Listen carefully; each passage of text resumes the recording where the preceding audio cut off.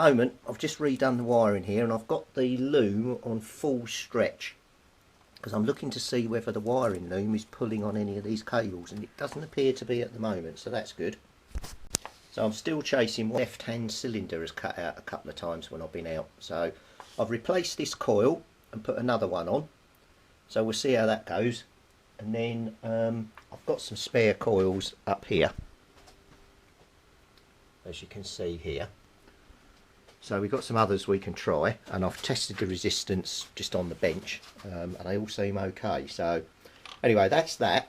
The next thing I'm going to be looking at is potentially the headlamp wiring, but I remember when I wired this, just do my Russian gymnast bit, up front here, yeah, there's a load of spade connectors here, and some of these are open. See, there's one here that's completely open, so that in theory could be touching the frame and shorting out.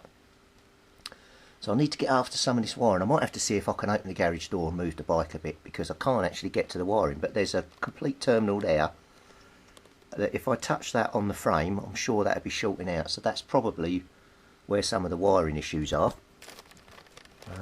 But yeah, they all seem okay. It's quite see, but up in here I've got a number of wires that come up, and then what I've done is I've put these, like, just get you there, these double spade connectors, and then I've got two wires going in, but the connections on them are rubbish. And I don't mean my connections, I mean where they're pushing into these, they're not gripping. So I've got dodgy connection there. I've got another one up here which isn't good, so I think that can also be a problem. As you remember, one of these was bare, which was this one up here. I think that was shorting out, so I'm going to replace those. I might do the mark style. I might put two pieces of lead, wrap them, knot them, put some insulation tape around them, and then have two bullets coming out and do an old style connection, because I haven't got a lot of wire, but if these are not biting, single bullets may be the way to go, and that may be my issue. So these were definitely dodgy, these two, and then I've got these two dodgy up here. Now this is a red, and I think, yes, a green floating about, so I think I'm going to pop the headlamp out. We'll have a look where the red and the green go, and then we'll have a look at this other connection and see what those from the wiring diagram, if I can figure them out, what they actually are, and then that'll potentially tell me which circuits were suspect.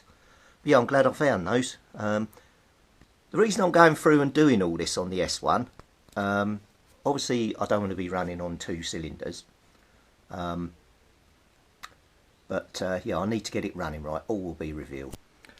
The tugging on the red wire that's loose, you can see that moving there. It goes into this one, which goes to that indicator, and I'm assuming down to the rear. So that's the first of my dodgy connections at the front and the rear indicators, and then the other ones go into another one here. I've still got this odd black and red wire, red and blue wire here. I don't know what that is. And then I've still got to work out how to connect up my little driving light there. So I'm going to redo this connection, which should sort out the dodginess on the indicators. But there's not a lot of room there. I might extend the wire. That might be the only way of doing it. This red wire is a complete new one, so I could redo the crimp on there. Maybe try another double. I've got a new batch that I brought, because there is a lot of wire on there, so that could extend. But then the other wire, which is the green one, which I'm assuming, is that going into the same place? No, that's going somewhere else. That hasn't got a lot of wire on it, so if I, yeah, still, it's going to be very tight. I might have to extend the green one as well. Alright, let me have a look. So there's how much wire I've got, just that little bit there, so I'm thinking of snipping this off here and extending it to give me more room for the connections up the end here. It's the only option I've got, but I don't know whether to use this or do it mark style. Right, just put the battery on. So we connect on.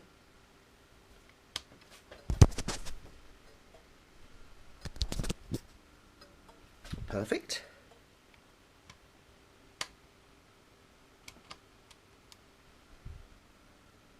Right indicator at the back is on. Right indicator at the front is not. Okay. So there's something interesting. So we need to look at the indicator wiring for the front right. So I've checked the wiring and it's got my lights to come on that bright. Right. Now if I move the wiring again, did you see it move then?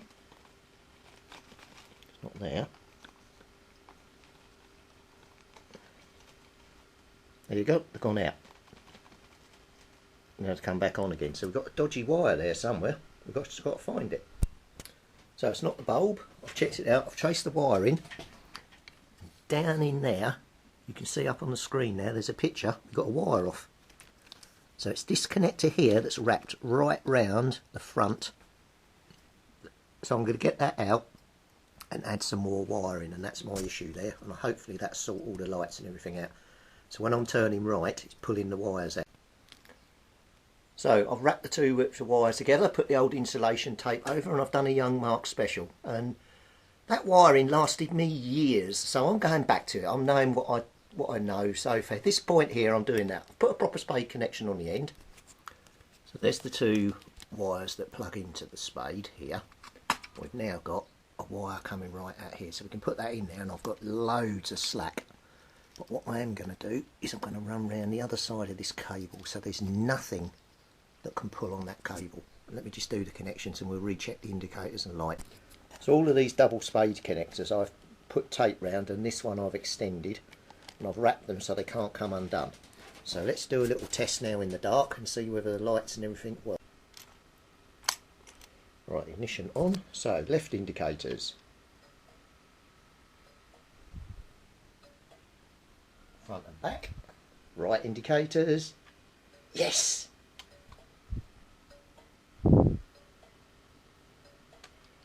High beam, flash, and brake light. Yes, we're all done. Right, let's rattle the wiring, see whether, if we put the lights on, the dash lights, whether they now go off.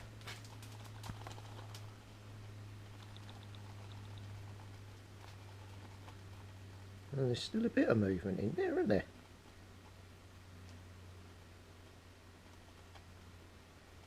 Right, let's have a look at these connections on the light.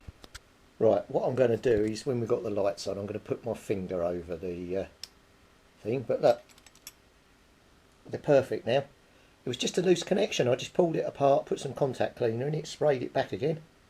We've got clocks. Beautiful. Right, job's wiring's done. Only thing left to do now is shoehorn the headlamp back in. And I literally mean shoehorn. Oh no, that's gone in alright, isn't it? Right, let's get the screws back in.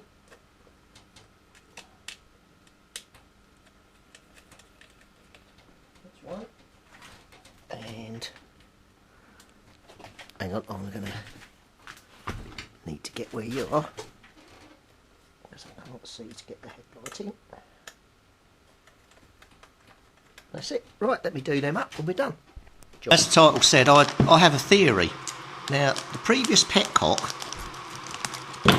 was missing a part out of this bag. Now, the previous petcock didn't come with the tube that pushes on to the top of here.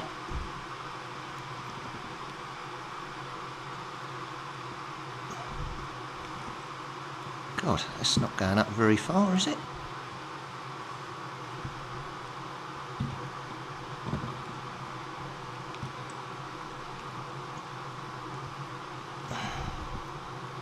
Get in there. Right, it's up. Now, the fact I had all that rust in the tank When I was running on the higher tube, which is your normal petrol tank, the rust could have been going down there and could have gone into the fuel filters and clogged the fuel filters, hence why I wasn't getting anything running, and also clogged the tube. So, and then this is your reserve one, which obviously had a load of crap down in there, but it still had a filter on, which wasn't fitted very well actually. Yeah, that's not in there very well, is it? So I think what I'll do is when I fill up from now on, I won't have the fuel flowing at this side, I'll always gush the fuel around the other side. But that's not very good at all. That's going to come out if we're not careful. So I've got one that's really tight, and one that's in there like a bag of spuds. That is really loose. Oh well, we'll run with it. Right, let's get this thing fitted. So this little hole that you can see in the top of the fuel cap here goes all the way around here and then comes out through the other side. It's to stop, it's a breather hole to stop the tank getting under vacuum. So I'm just going to pop the 3 screws out you can see here and just check that's not clogged. So the little vent going round now, I don't think it's blocked, but I think it could do with a clean. So I'll get some steel wool, put a bit of WD-40 in there. I'll give it a little rub round.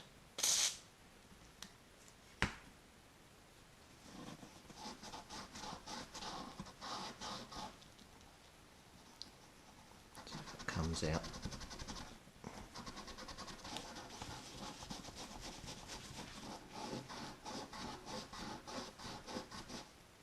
You just want the channel clear really, I mean just maximum airflow there. But we don't seem to be getting that at the minute.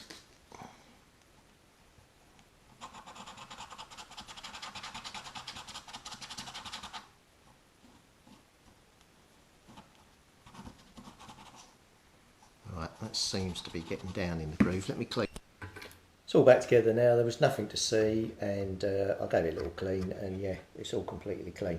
I might just run a bit of WD-40 and a bit of wire wool over this just to clean it a bit. But yeah, let's go and put the tank on. That certainly looks a bit better, doesn't it? Right, let's get this thing back.